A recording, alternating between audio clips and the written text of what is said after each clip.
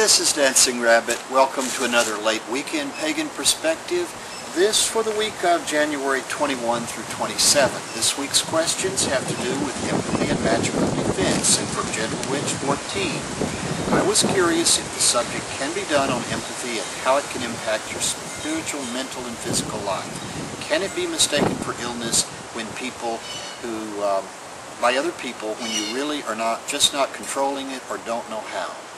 Yes, this is something I can definitely talk about because I consider myself an empath. Now, empathy is not sympathy. Sympathy is feeling for someone, feeling sorry for them. Empathy is feeling with them. And the way I would describe it when an empath event happens to me, overtakes me, is that I feel like I have stepped into the person's head and I am feeling their feelings as they're feeling them. Now, it has some real advantages when I'm doing tarot reading if this happens. If the times I've been a caregiver of someone that was ill, it was really handy to be able to hand them a glass of water, for example, before they asked for it, because I knew that that's what they wanted. And sometimes they're a little surprised that, I would be able to do, that I would be doing that. It's like, oh, I didn't even ask for that yet. I was just about to. I think that it has some real disadvantages, some real dangers that could be an illness or perceived as an illness. There have been times when I've had an empathetic connection with a person, and at some point I realized that the person was just using me. Now, they may not have been conscious that they were using me, but their need was way more than I could take care of. And for me to do it for them and to meet their need, respond to their emotions, their feelings, I really wouldn't be helping them, and I would be eventually harming myself. Now, the way that I deal with that now is when I feel that empathetic thing happen, I rationally step back and ask myself, is this really what I want to get involved in? Can I really help in this situation, or is there real potential for harm? And in that case, I just step back from it and I turn it off, because I'm sorry that you have these hurts and you have these needs, but I can't help you, and if I try to help you, I'm just going to mess things up. Okay, second question, Koneko 7 to the 7th power. Please make a video on basic magic defense for daily life.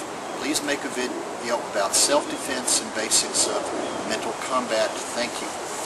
This is about where my camera keeps messing up and corrupting the file, and I've gone through about 4 takes on this, and I'm running out of time. So if I go fast, that's why. I'm hoping to get to the end before the camera comes out. I don't feel like that I need to constantly use magical defense. I don't feel like that there are other magic users that are out to get me, or that the universe or their spiritual nasties out there that are going to attack me.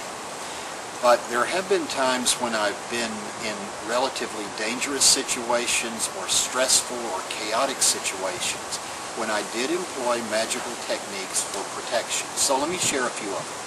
First one. Centering. What I do when I center is I focus my attention on the center of my being, at least as I perceive it. Some people, their self, they live right up here, or third eye.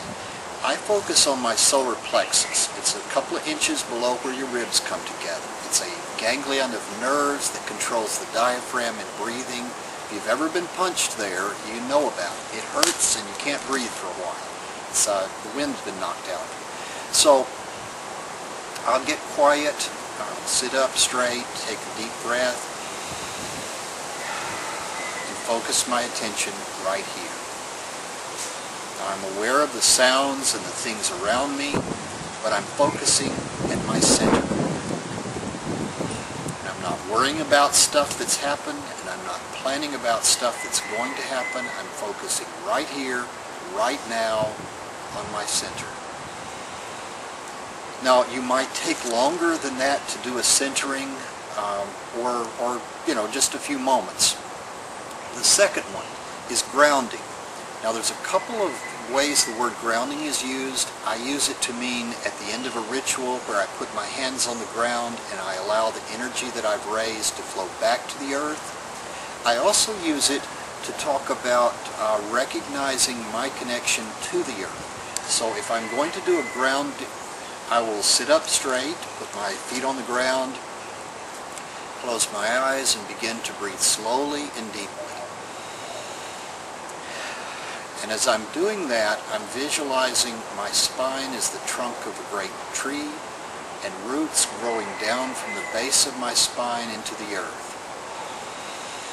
And as I breathe, I visualize water and nutrients flowing up from the earth, power flowing up from the earth, up my spine and into my body. And I can take it even so far as raising my branches and letting the wind blow through my leaves. There's an excellent guided meditation by Starhawk called The Tree of Life in her book Spiral Dance. I have a recording of it up on my old Dancing Rabbit 52 channel. The whole thing takes about 3 or 4 minutes. You could stretch it out longer, or you could possibly abbreviate it if it's something that you do regularly.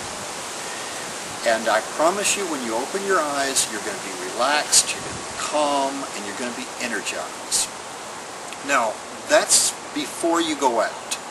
Right before you go out into a dangerous, potentially dangerous situation, you might consider shielding.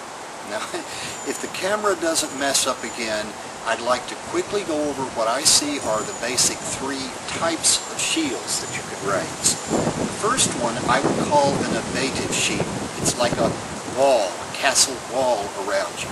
And you can imagine the psychic attacks or magical attacks hitting it like cannonballs and bouncing off of it. The problem with that kind of shield, as an empath, it leaves me psychically blind. I can't see through that wall. And if I make little windows in it, then stuff gets through. The second thing is that as stuff hits it, it chips off little pieces of the wall. So you have to continually rebuild it. Now, if you're going to do that kind of shielding, the way I would suggest that you begin is you take something like this brick and you spend some time looking at it, touching it, getting all the sensory input you can from the brick. And then when you close your eyes, you begin to visualize yourself building a wall of the brick around yourself. And that might take maybe 5 or 10 minutes for you to build this wall. And then when you open your eyes and you go out wherever you're going, this sort of an igloo of a wall moves with you. Now you can reach through it, people can pass physical things through it, but psychic attacks or mental attacks, magical attacks bounce off of it. The second kind of shield I would describe as a reflective shield. That you'd visualize it like a shiny bubble or shiny armor that you're going to put on. And I would suggest you get something like a piece of shiny aluminum foil or a small mirror, and you spend some time looking at it, touching it, getting acquainted with the sensory feel and sight of it. And then when you close your eyes, imagine yourself being surrounded in this bubble of aluminum foil or mylar, or possibly putting on some sort of shiny armor that's just going to encase yourself. The problem I have with a reflective shield is that magical energy that hits it reflects back right to the person that sent it to you. Now you might say, well, they deserve to get back what they put out if they put out something bad. The problem with it is that they're going to perceive that as coming from you. And rather than being their own energy bouncing off of you, they're going to perceive it as you attacking them, and they're going to react accordingly. So I'd rather not poke the bear. I'd rather just leave sleeping dogs lie, and so that's why I don't use a reflective shield. The third kind I would call an absorptive shield. And the way I do it is I start off with a stick of incense, and I light it, and I ground and center myself. Yeah.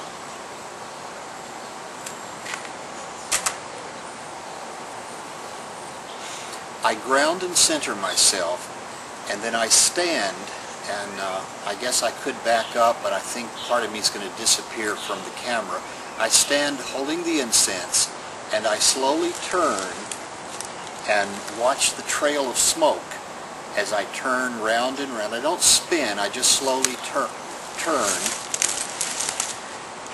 And the visualization is that I'm weaving this cocoon of grayish silvery thread around myself, basically from the ground up. So as I turn, I'm slowly going to move my hand with the incense in it, upward, upward, upward.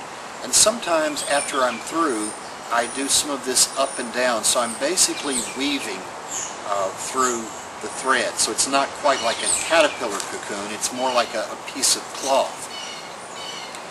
Now after you've done this, regularly, maybe you don't need the incense, but I start with something physical, something that I can actually see and smell, something that I can hold in my hand to help me clearly visualize and put the energy into this sheet. So I've woven this cocoon of smoke around myself. This does not reflect back at the person. It doesn't stand as a hard, stiff wall to take punishment and have bits of itself burnt off or chipped off. It absorbs it.